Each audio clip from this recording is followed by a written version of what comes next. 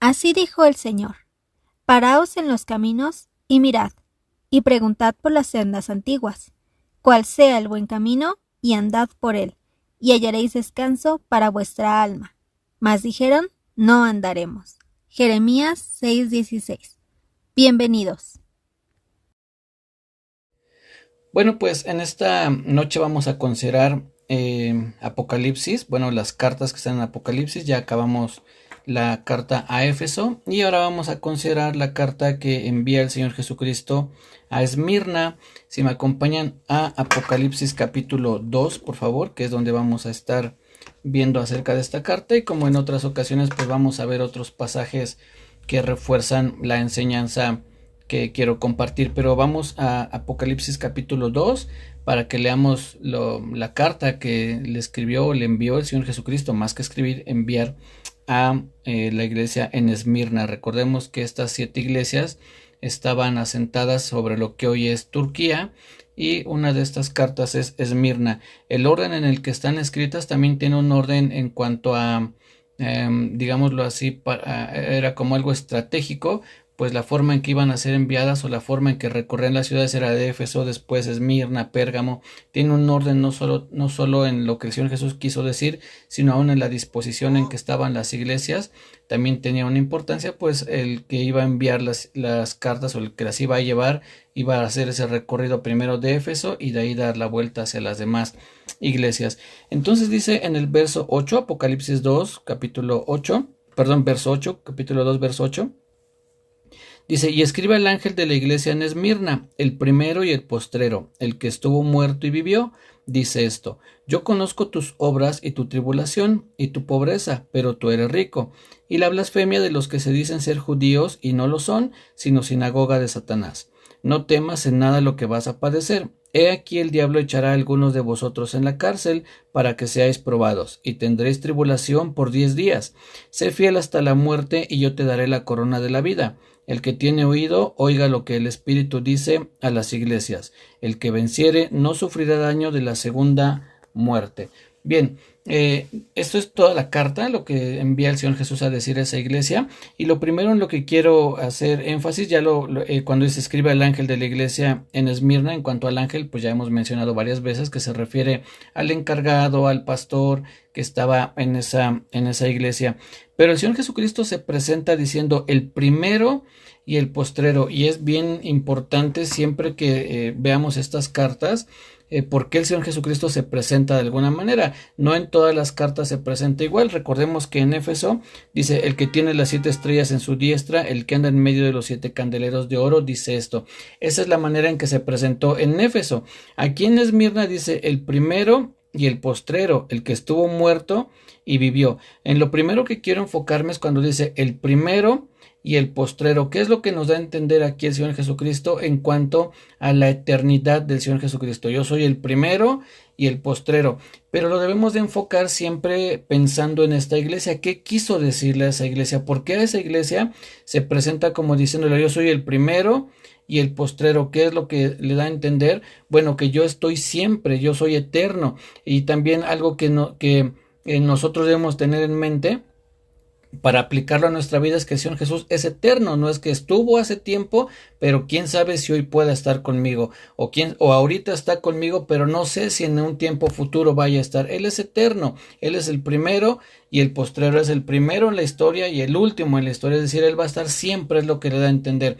¿Cómo podemos entenderlo nosotros? Hablando un poquito en términos generales de esta iglesia, es una iglesia a la que el Señor Jesús no le reprocha nada, más bien le dice que Él conoce sus obras, que Él ha visto lo que ha padecido, es decir, habla cosas buenas de esta iglesia, no como en Éfeso, que le dice: tengo contra ti que has dejado tu primer amor. En este caso no hay alguna nota mala, si podemos decirlo así, para esta iglesia, pero sí era una iglesia que estaba padeciendo. Entonces el Señor Jesús lo que le da a entender de primera mano es: yo estoy contigo. Yo no es que me haya descuidado, no es que te abandoné, yo soy el primero y soy el postrero. A lo largo de la historia de la iglesia, en este caso de Esmirna, el Señor Jesús le estaría diciendo, yo he estado ahí durante toda tu historia, desde que comenzaste hasta el día de hoy y en el futuro, por el tiempo que estuviese esa iglesia ahí, el Señor Jesucristo iba a estar con ellos. Un pasaje para reforzar esta idea lo vamos a encontrar en Mateo capítulo 28. Yo creo que muchos conocemos este pasaje, o al menos lo hemos escuchado, tal vez si no lo memorizamos o no lo podemos decir de memoria, pero yo creo que sí lo hemos escuchado. Les voy a leer un poquito antes, Mateo 28 versos 19 y 20, dice, por tanto, id y haced discípulos a todas las naciones, bautizándolos en el nombre del Padre, y del Hijo, y del Espíritu Santo, enseñándoles que guarden todas las cosas que os he mandado, y he aquí, yo estoy con vosotros todos los días hasta el fin del mundo. Amén. Hay dos cosas que el Señor Jesús aquí les transmite a sus discípulos, cuando les dice, yo estoy con vosotros todos los días hasta el fin del mundo. Una de ellas es la eternidad del Señor Jesús. Yo voy a estar con ustedes por siempre, es dicho en otras palabras, ¿no? Pero cuando dice, yo estoy con vosotros todos los días hasta el fin del mundo, en otras palabras es para siempre, voy a estar para siempre con ustedes. Pero también les transmite la idea de la omnipresencia. ¿Por qué? Porque el Señor Jesucristo sabía que en algún momento sus discípulos iban a dispersar, no iban a permanecer juntos por siempre. En algún momento cada uno tendría que ir a diferentes lugares para predicar el evangelio, para hacer discípulos, porque aquí es lo que les está diciendo, vayan a hacer discípulos a todas las naciones. Entendemos entonces que tenían que dispersarse para poder llevar a cabo esa tarea. Y cuando el Señor Jesús les dice, yo estoy con ustedes, les está hablando también de la omnipresencia, voy a estar con todos y cada uno al mismo tiempo, ¿no? Y les dice, voy a estar por siempre. Entonces, son dos cosas las que nos da a entender aquí el Señor Jesús, que es omnipresente, pero que también es eterno. Cuando a esa iglesia le dice, yo soy el primero y el postrero, yo he estado contigo siempre y voy a estar por siempre. Y esto es significativo porque obviamente la iglesia conocía su situación, sabía qué es lo que estaba pasando, sabía que estaba en medio de tribulación, que había problemas en la iglesia, y quizá en algún momento estos hermanos pudieron pensar, ¿será que sí está el Señor con nosotros? ¿No será que estuvo al principio pero ahora no está? ¿O será que ahora no está pero en el futuro va a estar?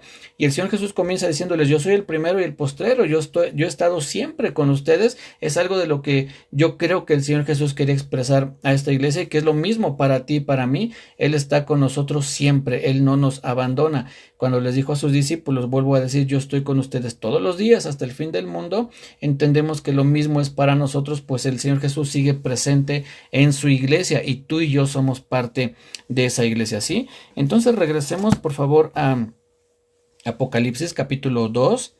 Dice entonces el Señor Jesús en el verso 8, yo soy el primero y el postrero, el que estuvo muerto y vivió, dice esto. Porque es importante nuevamente enfocarnos en lo segundo que el Señor Jesús menciona. Primero dice, yo soy el primero y el postrero, el que estuvo muerto y vivió.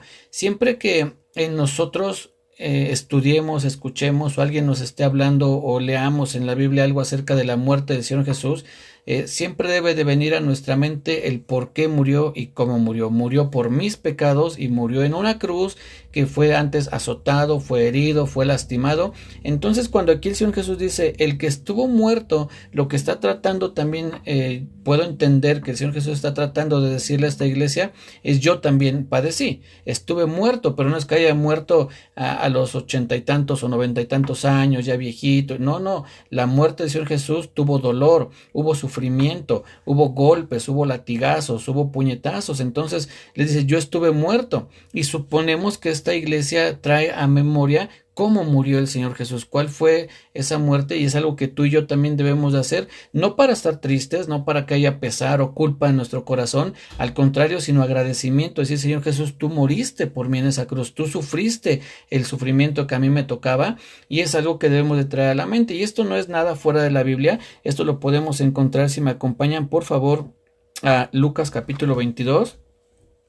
Vamos a ver dos pasajes donde se nos habla que debemos recordar la muerte del Señor Jesús, insisto, no para estar tristes, pero sí para recordar ese sacrificio que hizo por nosotros.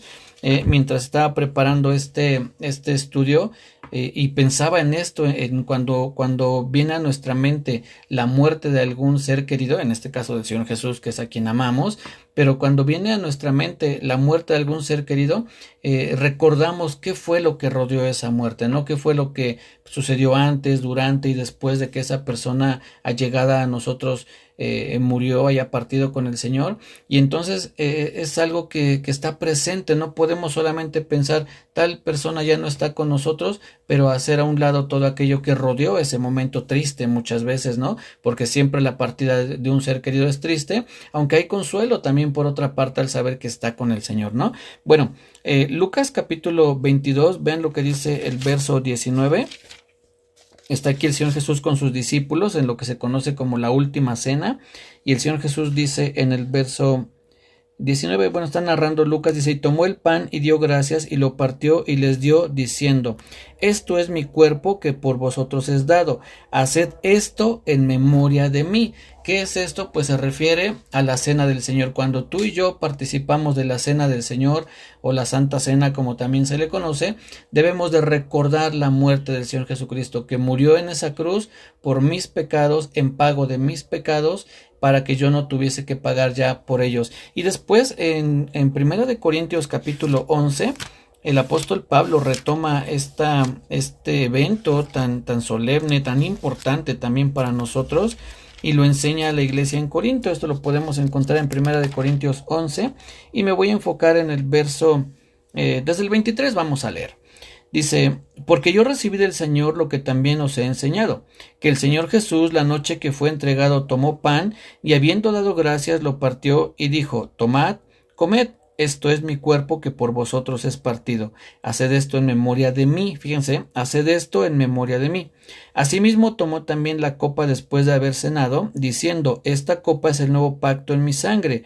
Haced esto todas las veces que la bebiereis en memoria de mí. Vuelve a decir, háganlo en memoria de mí. Acuérdense de mí, acuérdense de que esto es mi carne, de que esto es mi cuerpo, que esto es mi sangre que por vosotros es partido. Y después el apóstol Pablo dice, así pues, todas las veces que comiereis este pan y bebiereis esta copa, la muerte del Señor anunciáis hasta que Él venga. En esa traducción que comúnmente usamos, que es la Reina Valera, 1960, dice aquí, la muerte del Señor anunciáis. En otras versiones dice, la muerte del Señor conmemoráis o traes a memoria. En otras palabras, recuerdas la muerte del Señor e insisto, todo lo que rodeó esa muerte, ¿no? El sufrimiento que tuvo que padecer nuestro Señor Jesucristo por ti y por mí. Entonces, cuando se habla de la muerte, cuando el Señor Jesús le dice, yo soy el que estuvo muerto, lo que posiblemente venía a memoria en estos hermanos de la iglesia en Esmirna es el sufrimiento del Señor Jesús,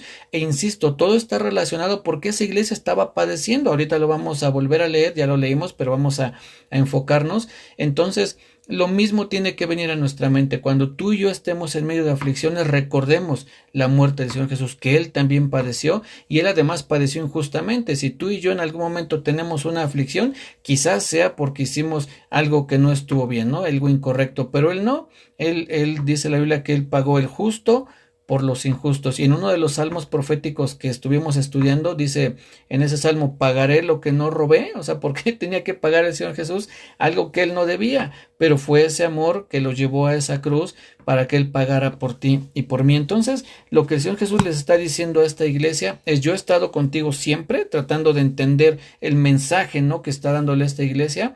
Y le dice, no te he abandonado, y además yo también he sufrido como lo estás sufriendo tú. Pero vean después lo que dice. Ahí mismo en el verso 8, al final del verso 8, dice, el primero y el postrero, el que estuvo muerto y vivió, dice esto. En otras palabras, sí, estuve muerto, hubo padecimiento, pero estoy vivo, vencí la muerte, pude ser vencedor de esas aflicciones. Hoy tú y yo tenemos la misma esperanza de que vamos a atravesar aflicciones, sí, pero que podremos salir vencedores, no por nuestras obras, no por por algo que nosotros nos hayamos ganado, sino porque el Señor Jesucristo fue Él quien venció a la muerte y Él nos comparte de esa victoria. Dice también la Biblia, más gracias sean dadas a Dios que nos da la victoria por medio de nuestro Señor Jesucristo. Si tú y yo hoy podemos salir victoriosos en medio de las tribulaciones, no son por méritos propios, sino por el sacrificio del Señor Jesucristo en la cruz. Él estuvo muerto dice, pero dice, y vivió, estoy vivo, vencí, resucité. La muerte, dice en Hechos, no lo pudo detener, era imposible que fuese retenido por la muerte. Él salió victorioso de todas sus pruebas y de todas sus tribulaciones. Es la esperanza que tú y yo tenemos, y la esperanza, creo yo, que el Señor Jesús quería transmitir a esta iglesia en Esmirna, para que ellos también tuvieran esa confianza de que iban a ser vencedores en medio de esa tribulación, ¿sí? Y recordemos lo que le dice el Señor Jesucristo en Juan, capítulo 16. Prácticamente todo el capítulo 16 de Juan, el Señor Jesucristo está hablando acerca de padecimientos que iban a tener sus discípulos, y comienza diciendo así, Juan 16:1: estas cosas os he hablado para que no tengáis tropiezo. Os expulsarán de las sinagogas, y aún viene la hora cuando cualquiera que os mate pensará que rinde servicio a Dios, y harán esto porque no conocen al Padre ni a mí. El Señor Jesús le está diciendo, en algún momento incluso los van a matar, y la gente que los mate pensará que está sirviendo a Dios, que está haciendo algo a favor de Dios. Pero entonces aquí el Señor Jesús comienza hablándoles acerca de aflicciones, de tribulaciones, persecuciones, e incluso de que iban a atentar en contra de la vida de sus discípulos. Y el Señor Jesús les dice, yo les estoy diciendo que esto va a suceder. Y termina este capítulo en el verso 33, diciendo el Señor Jesús nuevamente, estas cosas, así como comenzó el capítulo 16, diciendo estas cosas, vuelve el Señor Jesús a decirles, estas cosas os he hablado para que en mí tengáis paz. En el mundo tendréis aflicción, pero confiad, yo he vencido al mundo. Esa es nuestra esperanza, lo mismo que para la iglesia en Esmirna, es la misma esperanza. En el mundo tendremos aflicción, pero debemos de confiar en el Señor Jesús, porque Él ha vencido al mundo. Si Él pudo salir vencedor, tú y yo también, insisto, no porque seamos capaces en nuestras propias fuerzas, sino porque el Señor Jesús es quien nos fortalece, es quien nos da esa fortaleza para poder salir de en medio de cualquier tribulación que venga. Es cierto, van a venir tribulaciones. Uno que más quisiera, yo creo que incluso Dios que más quisiera puede decir, no, no te preocupes, no va a pasar nada, tu vida va a ser color de rosa, miel sobre hojuelas, entre algodones, todo va a estar bien. Pero no es así, el mundo nos va a perseguir. Lo estudiamos también hace poco, porque dice el Señor Jesús que el mundo no recibe a los suyos. Dice, si fueran del mundo, el mundo los amaría, pero no son del mundo, por eso el mundo nos rechaza, porque nosotros somos de Cristo, no del mundo, y eso trae persecución. Pero confiemos, el Señor Jesús venció al mundo, y además nos dio la esperanza, la promesa de que Él estará con nosotros todos los días hasta el fin del mundo. Y entonces vean lo que dice más adelante, en este capítulo 2, verso 8, al final dice, el primero y el postrero, el que estuvo muerto y vivió, dice esto: yo conozco tus obras y tu tribulación y tu pobreza, pero tú eres rico. Lo primero, cuando dice yo conozco tus obras, ya lo hemos mencionado antes también, que el Señor Jesús dice yo conozco, no porque alguien le haya dicho, sino porque Él está en medio de las iglesias, Él está atento, pendiente de lo que sucede. Pero para agregar un dato más, y que es importante también, esta palabra de yo conozco, en el idioma original, o la palabra original está en tiempo pasado, como decir yo he conocido. O sea, no es que alguien me contó, o no es que yo ahorita me acabo de enterar, sino que dice yo he conocido, no es que me descuidé, no es que en un momento no estuve atento y me acabo de enterar que tienes aflicción, que estás padeciendo, que hay tribulación. El Señor Jesús le dice, yo ya sé, yo ya sabía, no es que me descuidé, yo estoy consciente y pendiente de tus obras, de lo que has hecho, pero también obviamente de la tribulación por la que estás atravesando. Dice el verso 9, yo conozco tus obras y tu tribulación y tu pobreza, pero tú eres rico. Esta tribulación pues son los padecimientos que tenía esta iglesia, que ahorita vamos a ver un poquito más adelante posiblemente cuáles sean esa tribulación, esos padecimientos. Pero también veamos que le dice y tú pobreza, yo conozco tu tribulación y tu pobreza. Entendemos que era una iglesia que económicamente no le iba muy bien, porque no podía referirse a una pobreza espiritual, porque si esta iglesia no le reprocha nada al Señor Jesús, es que era rico, como dice, conozco tu pobreza, pero tú eres rico. Entendemos que la pobreza a la que se refiere era económica. Entonces este pasaje, esta iglesia, lo que está sucediendo aquí, echa abajo a todas aquellas posturas que dicen que Dios nos llamó para ser ricos, prósperos, millonarios, que como hijos de Dios debemos de tener lujos. Eso no lo dice la Biblia. Aquí el Señor Jesús le dice a esa iglesia, yo sé que tú eres pobre, sé que padeces en lo económico, y no le reprocha, no le dice algo estás haciendo mal, seguramente te has equivocado, tal vez no eres fiel con tus diezmos u ofrendas.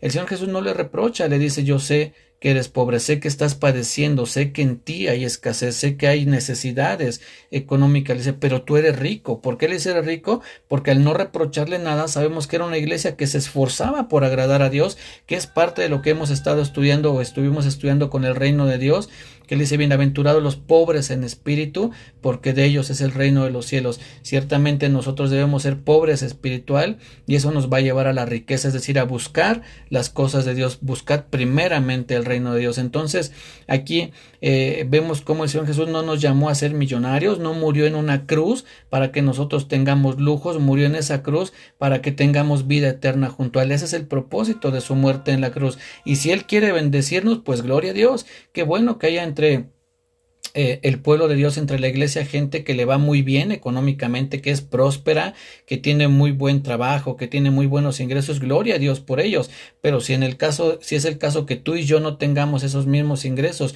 no es necesariamente un resultado de que tú y yo estamos haciendo algo mal. Esta iglesia, insisto, el Señor Jesús no le reprocha nada, y aún así le dice, yo sé que tú eres pobre, yo conozco tu pobreza, dice, aunque tú eres rico, aunque espiritualmente eres rico, en lo material hay un problema. Entonces, tanto la tribulación como la pobreza no son síntomas o consecuencias necesariamente de un pecado, como a veces también se llega a escuchar sermones en internet o en alguna persona, ¿no? De los que de repente por ahí suben videos a internet.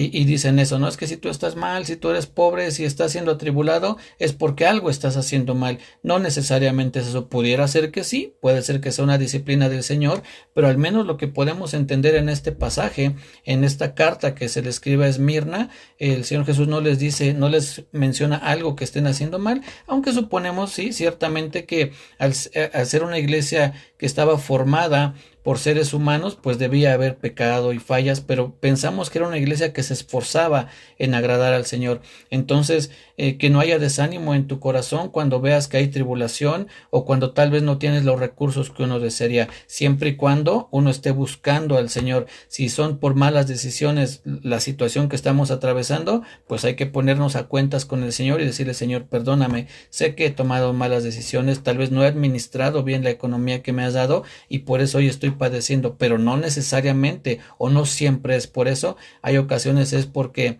es una persecución que estamos sufriendo como iglesia, que es lo que dice un poquito más adelante el Señor Jesús, y entonces le dice, yo sé que estás siendo atribulado y sé que tienes escasez, pero tú eres rico. ¿Cuál es la riqueza? También recordemos lo que en el audio que les envié de 2 Corintios 8, donde dice que, si no me recuerdo es 8:9, por ahí así, donde dice que el Señor Jesús, siendo rico, se hizo pobre para que con su pobreza tú y yo fuésemos enriquecidos. Y no se refiere, insisto, a una riqueza económica, sino a la riqueza espiritual, el ser hechos hijos de Dios, el que nuestros pecados hayan sido perdonados. Eso nos hace ricos, es una riqueza que es incomparable. Por eso el Señor Jesús, también en lo que estuvimos estudiando en el reino, dice, no te hagas tesoros aquí en la tierra. En otras palabras dirá, eso no importa, eso al final el polvo y el orín lo corrompen. Dice, los ladrones puede ser que lo minen y lo hurten. Haz tesoros en el cielo.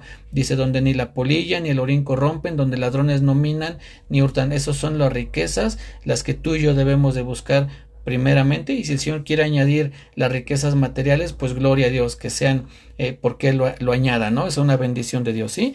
Después dice en el verso 9, en la segunda mitad del verso 9, dice, yo conozco tus obras y tu tribulación y tu pobreza, pero tú eres rico, y la blasfemia de los que se dicen ser judíos y no lo son, sino sinagoga de Satanás. Entendemos que esto era parte de las tribulaciones, una persecución por parte de gente que se decía judío, que perseguía a la iglesia, que dice el Señor Jesús, ellos no son judíos, son una sinagoga de Satanás, es decir, es gente que se reúne, se congrega y tienen como líder a Satanás para ir en contra de mi iglesia, de la verdadera iglesia. Y después le dice el Señor Jesús, no temas en nada de lo que vas a padecer. Exactamente cuál era la persecución que sufrían, qué era lo que estos llamados judíos hacían en contra de la iglesia en Esmirna, no lo especifica el Señor Jesús, pero en esa sabiduría que él tiene, por eso dice, no temas en nada. No es que, bueno, esta iglesia estaba padeciendo esto y solo el único temor a padecer sería esto. Por eso el Señor Jesús no menciona cuál era la persecución, pero sí les dice, no temas en nada, no importa cuál sea la persecución, tú no debes temer. ¿Por qué? Porque el Señor Jesús está con nosotros. Mientras preparaba este tema, yo decía que, porque después le dice el Señor Jesús, no temas en nada de lo que vas a padecer.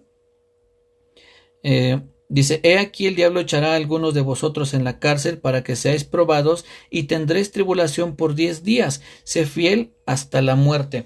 Cuando leí esto dije, wow, qué impresionante que esa iglesia pueda ser fiel hasta la muerte, o que alguien pueda ser fiel hasta la muerte.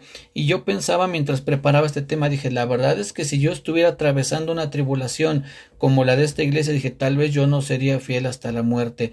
Y lo que vino a mi mente fue, ese es un buen principio, eso es algo que Dios busca en cada uno de nosotros cuando dice, Señor, yo creo que yo no puedo. Esa es la pobreza espiritual, cuando tú reconoces que en ti no hay lo necesario para poder salir adelante. Pero si le dices, Señor, yo fue lo que vino a mi mente, no a mi corazón, dije, Señor, yo creo que si yo estuviera atravesando esa tribulación, yo no sería fiel hasta la muerte, a menos que tú me ayudes. Entonces ahí es donde está esa pobreza espiritual, cuando dices, yo no puedo, pero si tú me ayudas, eso es distinto. Si tú me ayudas, si tú estás conmigo, entonces seguro que podré, no por mí, sino porque tú estás conmigo. Entonces, eso es algo de lo que también debe estar presente en nosotros, porque también recordemos ese pasaje donde dice, si alguno cree que está firme, mire que no caiga, ¿no? O sea, ten cuidado. Si tú crees que estás firme, ten cuidado porque puedes caer. Otra cosa es cuando dice, Señor, pues yo confío en ti, yo sé que humanamente puedo tropezar en cualquier momento, pero confío en tu fortaleza, en tu cuidado, en tu amor, en tu gracia, en tu misericordia, para no tropezar, para no caer. Entonces, para no saltarnos el tema, dice, no temas en nada de lo que vas a padecer.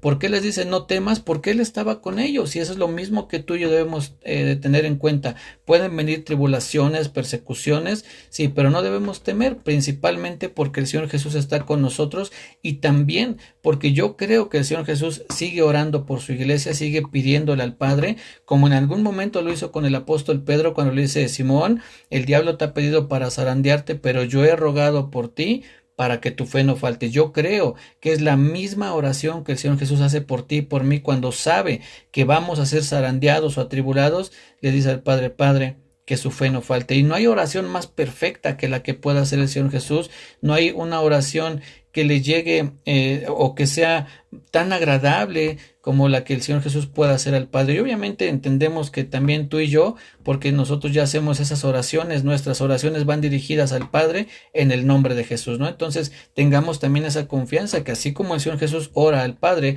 también tú y yo podemos hacerlo, y nuestras oraciones suben delante de Dios porque están hechas bajo la justicia de nuestro Señor Jesucristo, ¿sí? Pero hay otra oración también que me gusta mucho y que vale la pena que mencionemos, y esa está en Juan capítulo 17, por favor.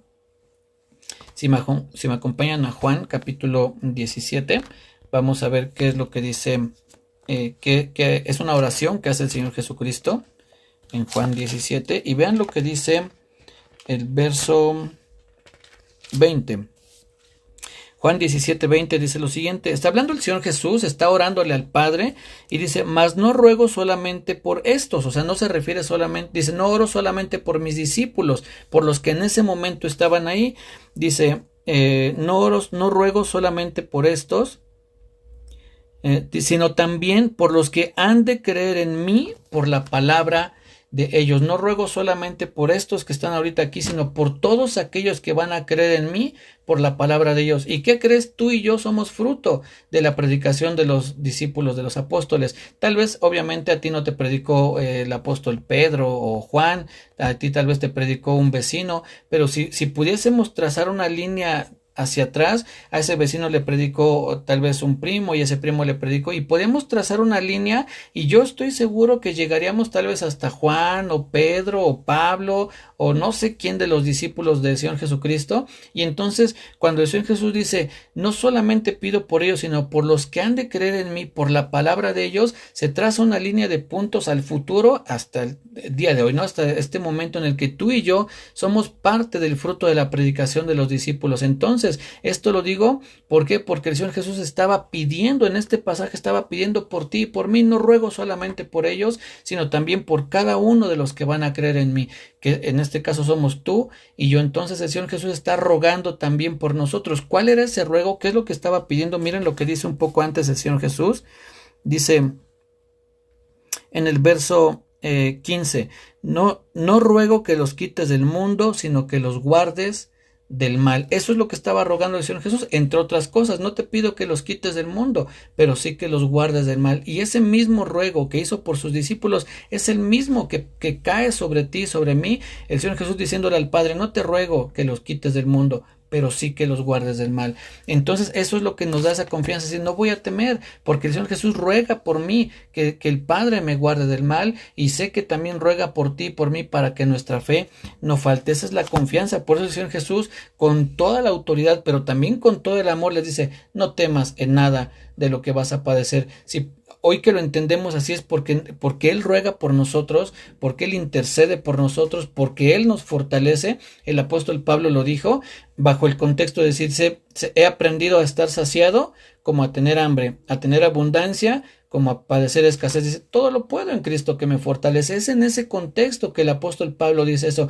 Tú y yo podremos decir lo mismo. ¿Van a venir aflicciones? Sí, pero podremos pasarlas. ¿Por qué? ¿Porque soy muy bueno? No, porque es Cristo quien me fortalece. ¿Vendrán tribulaciones? Pero saldremos de ellas. ¿Por qué? ¿Por mis méritos? No, porque es Cristo quien me fortalece. Es Él quien trae fortaleza a mi vida a través de su obra y de sus oraciones también que presentó al Padre por ti y por mí, como lo acabamos de leer en Juan capítulo 17. Y entonces dice después en el verso 10, no temas en nada de lo que vas a padecer. He aquí el diablo echará a algunos de vosotros en la cárcel para que seáis probados. ¿Probados en qué sentido? Para que nuestra fe vaya siendo perfeccionada. Dice la Biblia que la prueba de vuestra fe produce paciencia, que nuestra fe será probada. Job dijo en algún momento, yo seré probado y saldré limpio como el oro. Entonces esa prueba es para que seamos refinados, para que seamos perfeccionados, entendiendo que era una iglesia que se iba a mantener fiel. Van a ser probados.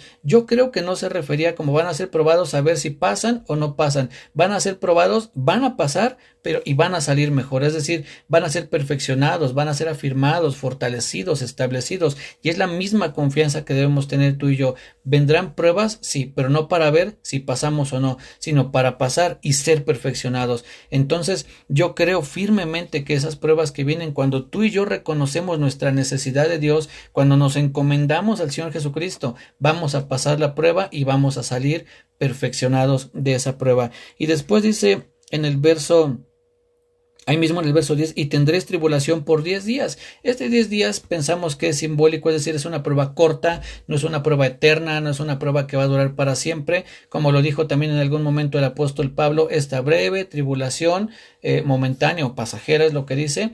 Entonces, por mucho que dure una prueba, no va a durar más allá de lo que dura nuestra vida en esta tierra. Y después de eso nos espera toda una eternidad junto al Señor Jesucristo. Porque vean lo que dice, y tendréis tribulación por 10 días, sé fiel hasta la muerte, dice al final del verso 10, dice, y yo te daré la corona de vida. Esta corona que menciona aquí es la palabra que se utiliza es más bien como una guirnalda que le ponían a aquellos que participaban en algún deporte y quedaban en primer lugar, eran los ganadores. Entonces se les ponía esa especie de corona como haciendo como un reconocimiento a que ganaron, a que acabaron la competencia y ganaron. Aquí el Señor Jesús dice, yo te coronaré o te daré el premio de la vida. ¿Qué vida? La vida eterna. Esa es a la vida que se refiere aquí el Señor Jesús. Jesús, yo te daré la corona de vida. Entonces, él dice, sé fiel hasta la muerte, permanece, agárrate de mí, reconoce que me necesitas en todos tus caminos, que soy yo quien te fortalece y yo te voy a dar esa corona de vida. Y vean lo que dice después al final en el verso 11, el que tiene oído oiga lo que el Espíritu dice a las iglesias, el que venciere no sufrirá daño de la segunda muerte. Aquí está esa comparación, la segunda muerte es el castigo eterno, eso es lo que debemos entender por segunda muerte, eso lo podemos encontrar en Apocalipsis capítulo 20, específicamente el verso 15, cuando dice que el Hades y la muerte serán lanzados al lago de fuego, dice, esta es la muerte segunda, en otras palabras, el castigo eterno. Y lo compara el Señor Jesús un poco antes diciendo, yo te daré la vida eterna, pero si no vences, al que no venza, entonces lo que le espera es el castigo eterno. Debemos de tener confianza tú y yo que nosotros no tendremos parte o no sufriremos la muerte segunda, siempre y cuando tú y yo busquemos primeramente el reino de Dios. Vuelvo a decir que es buscar el reino de Dios, entre muchas otras cosas, reconocer nuestra necesidad de Dios, buscar las cosas que tengo que hacer y pedir ayuda para poder hacerlas. Hay cosas que sí, en nuestra humanidad, es imposible hacer, definitivo. Tú y yo no podemos vencer al pecado, no podemos, pero si nos refugiamos bajo el sacrificio del Señor Jesús, entonces es Él quien nos da la victoria. En el mundo tendréis aflicción, pero confía, está tranquilo, confía en mí, cree en mí, yo he vencido al mundo, es lo que dice el Señor Jesús. Y aquí lo que acabamos de considerar en esta ocasión es que el Señor Jesús ora por nosotros, o ya oró, incluso ya lo hizo, pero Él sigue intercediendo por cada uno de nosotros. Entonces, ahí está nuestro Señor Jesucristo, nuestro compañero, nuestro amigo, nuestro maestro, nuestro hermano, nuestro Salvador, teniendo cuidado de nosotros, y esa es la confianza que debemos de tener tú y yo, que al final, como dice aquí, al que venciere, tú y yo seremos de esos que vencen, siempre y cuando nos mantengamos agarrados del Señor Jesús, reconociendo nuestra necesidad. Sin Él no podemos. Recordemos también lo que dijo el apóstol Pablo. Dice, con Cristo estoy juntamente crucificado y ya no vivo yo, mas vive Cristo en mí. ¿Por qué dice eso? Porque si tú y yo seguimos viviendo en nuestras fuerzas, no vamos a poder, es imposible. Por eso él dice, ya no vivo yo, mas vive Cristo en mí. Y lo que ahora vivo en la carne, porque no es que haya muerto literalmente, dice, sigo vivo en un sentido natural, estoy vivo, toda mi carne está vivo, dice, pero lo que ahora vivo en la carne, lo vivo en la fe del Hijo de Dios, creyendo que es Él quien me ayuda, creyendo que es Él quien me sostiene, creyendo que es Él quien puede darle un vuelco a mi vida, y si mi vida iba rumbo al infierno, pues hoy mi vida va en ascenso hacia el cielo. Un proverbio, no recuerdo cuál es, dice, la senda del justo es hacia arriba para alejarse del Seol, abajo, es decir, de la muerte. Tu senda, tu camino y el mío es hacia arriba, hacia la eternidad, no hacia abajo, al castigo eterno. Entonces, lo que el Señor Jesús le dice a esta iglesia es, ¿van a sufrir? Sí. Tú y yo también vamos a padecer, tal vez algunos más, tal vez otros menos, tal vez a nosotros no nos toque padecer lo que ya padecieron nuestros hermanos los apóstoles, algunos que fueron apedreados, crucificados, decapitados, al menos es lo que cuenta la tradición que sucedió en algunos de ellos, que de esa forma murieron. Quizá tú y yo no lleguemos a ese nivel de padecimiento, pero en nuestro nivel vamos a padecer, pero debemos de tener confianza que el Señor Jesucristo está con nosotros, que Él es nuestra fortaleza en medio de las aflicciones y tribulaciones, y nos espera una corona de vida, esa corona que nos va a dar el Señor Jesucristo y que representa la eternidad a su lado. Él es el principio, Él es el primero y el postrero. Estamos con Él desde que comenzó nuestra vida y hasta los postreros tiempos, porque Él va a estar ahí. Él está desde el principio y va a estar por siempre ahí para nosotros y con nosotros, siempre y cuando tú y yo, con un corazón contrito y humillado, lo busquemos y le digamos, Señor, yo no puedo, ayúdame, tómame de la mano y no me sueltes, Señor, porque sin ti nada soy. Entonces tendremos asegurada la estancia, la presencia del Señor Jesús en nuestra vida, porque reconoceremos nuestra necesidad de Él. Y recordemos también algo que es bien importante, el arrepentimiento, el buscar arrepentirnos de nuestros pecados, porque eso nos va a llevar al perdón que nos ofrece el Señor Jesucristo. Así es que esto es lo que quería compartir en cuanto a la iglesia de Esmirna. Gracias a Dios que pudimos compartirla en una sola sesión, para que en la siguiente estudiemos ahora Pérgamo. Cuídense mucho, que Dios les bendiga. Nos vemos el martes, primeramente Dios, aquí en Zoom.